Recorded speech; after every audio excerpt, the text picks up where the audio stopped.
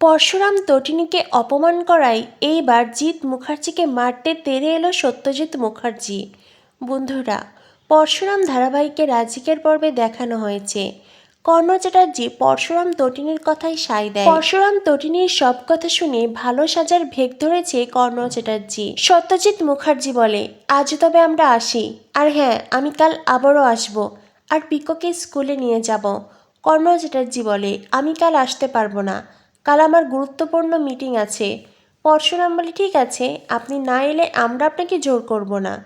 তখনই সত্যজিৎ মুখার্জি বলে, যা বলছেন ভেবে বলুন, পরশুদিনই কিন্তু কোর্টে কেস আছে।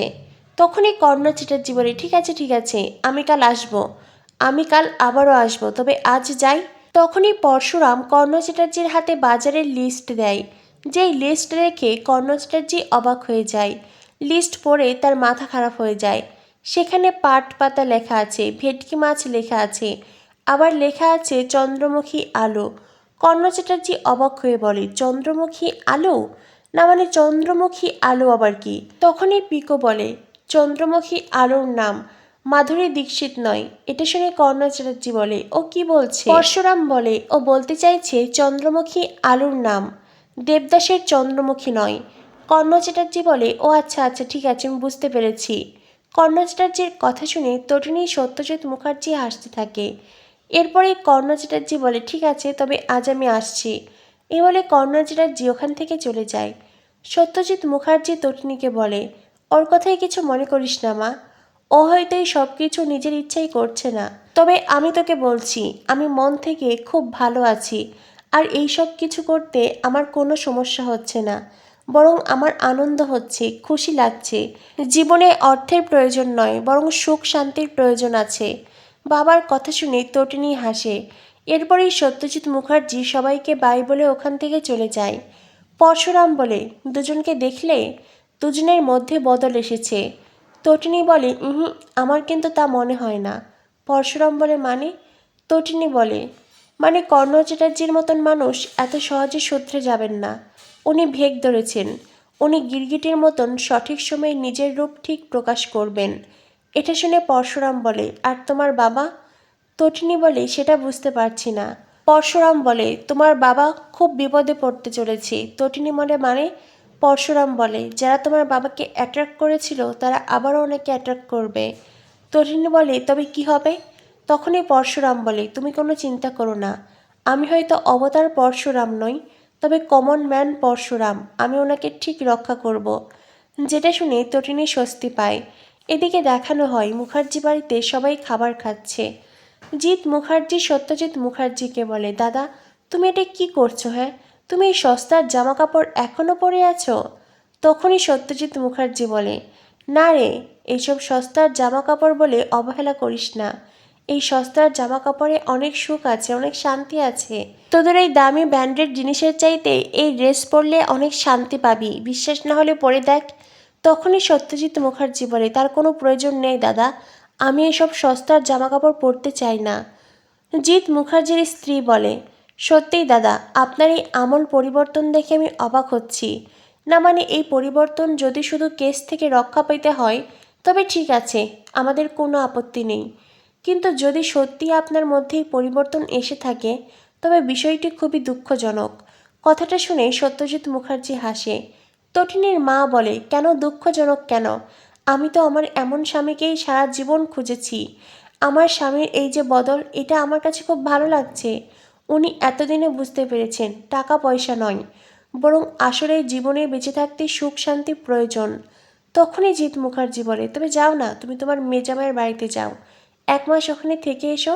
সাধারণভাবে বেঁচে থাকার মধ্যে কতটা কষ্ট আছে, কতটা লড়াই আছে সেটা দেখো, তাহলেই বুঝতে পারবে কোন জীবনটা বেটার।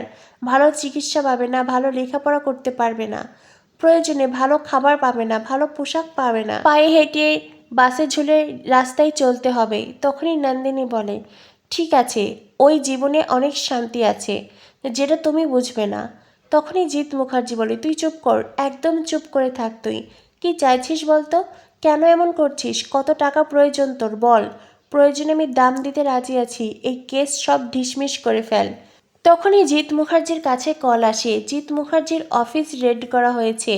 যেটা শুনে জিৎ মুখার্জি খুব ভয় পেয়ে যায়। আর অন্যদিকে জিৎ মুখার্জি পরশুরামকে কল করে বলে, তুমি কি চাইছো? হ্যাঁ, তুমি কেন আমার অফিস রেড করেছ? পরশুরাম জানাই, আপনার মতন একজন ক্রিমিনালের অফিসে কি ফুলের বুকে নিয়ে যাব? তা তো যাব না। তাই যা হয়েছে ঠিক হয়েছে। যেটা শুনে জিৎ মুখার্জি অবাক হয়ে যায়। তখনই পরশুরাম বলে, একদিকে আপনাদের বাড়ির মেয়ে নন্দিনী মুখার্জি আছে, অন্যদিকে আপনাদের বাড়ির জামাই এই কেসের তদন্ত করছে, পালানোর পথ খুঁজে পাবেন না। তখনই জিৎ মুখার্জি বলে, কে জামাই? আমি তোমাকে জামাই হিসেবে মানি না। সত্যজিৎ মুখার্জি তখন ফোন কেড়ে নেয়। সত্যজিৎ মুখার্জি বলে, আমি তোমার শ্বশুর মশাই বলছি। এটা শুনে পরশুরাম বলে, হ্যাঁ বলুন। সত্যজিৎ মুখার্জি বলে, আচ্ছা, আমার মেয়ে কি করছে আর আমার নাতনি কি করছে? পরশুরাম বলে, তটিনী পিকোকে পড়াতে বসিয়েছে। এটা শুনে সত্যজিৎ মুখার্জি বলে, কাল আমি পিকোকে পড়াতে বসাবো। হ্যাঁ, আমি হয়তো বাংলাটা খুব একটা ভালো পারি না, তবে আমি ওকে ইংলিশ শেখাবো। এটা শুনে কাভির আরাধ্যা খুব রেগে যায়। কাভির যদিও একটু আগে হম্বিতম্বি করছিল কেন তার বাবাকে দিয়ে পরশুরাম তটিনী এই ধরনের কাজ করিয়েছে, তার বাবা কি কাজের লোক নাকি? তবে পরশুরামের কথা শুনে কাবির চুপ হয়ে আছে। সত্যজিৎ মুখার্জি পরশুরামকে বলে, তুমি যে গাছ পাঠা রান্না করে দিয়েছো, এবার সেটা খাবো। এটা শুনে কাবির বলে, গাছ পাঠা? পাঠা আবার গাছে ধরে নাকি? তখনই সত্যজিৎ মুখার্জি বলে, হ্যাঁ ধরে, তোমার মতো। এটা শুনে কাবির বলে, আমার মতো? নন্দিনী তখন মিটমিট করে হাসতে থাকে। তখনই আরাধ্যা বলে, বর্দি ভাই, এই সব কিছু কবে বন্ধ করবি বলতো? কবে বন্ধ করবি? নন্দিনী বলে, সবটা তো আমার হাতে নেই। হ্যাঁ, আমি শুধু কর্ণ চ্যাটার্জিকে কাঠগড়ায় তুলব, আর বাকি দায়ভার সব কিছুই নেবে স্পেশাল ব্রাঞ্চ। তখনই আরাধ্যা বলে, আর তোর বাবাকেও কাঠগড়ায় তুলবি? নন্দিনী বলে, হ্যাঁ, প্রয়োজন পড়লে আমার বাবাকেও তুলব। নন্দিনী তার সিদ্ধান্তে অটুট। অন্যদিকে কাভির আরাধ্যা, তারা কর্ণ চ্যাটার্জিকে কিছুতেই কালকে পরশুরামের বাড়িতে যেতে দেবে না। যদিও পরশুরাম বলেছে সে কর্ণ চ্যাটার্জিকে জোর করবে না। যদি কর্ণ চ্যাটার্জি তার বাড়িতে আসে সাধারণ জীবনযাপন করতে চায়, তবে তাতে হয়তো কেস থেকে খানিকটা নিস্তার পেলেও পেতে পারে।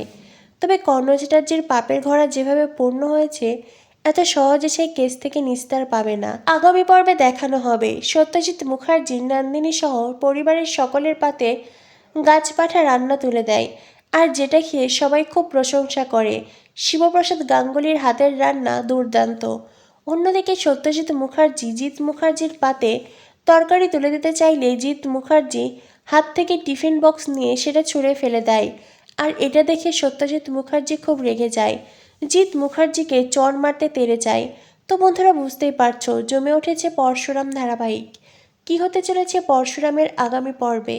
পরবর্তী আপডেট পেতে আমাদের সাথেই থেকো। ধন্যবাদ সবাইকে।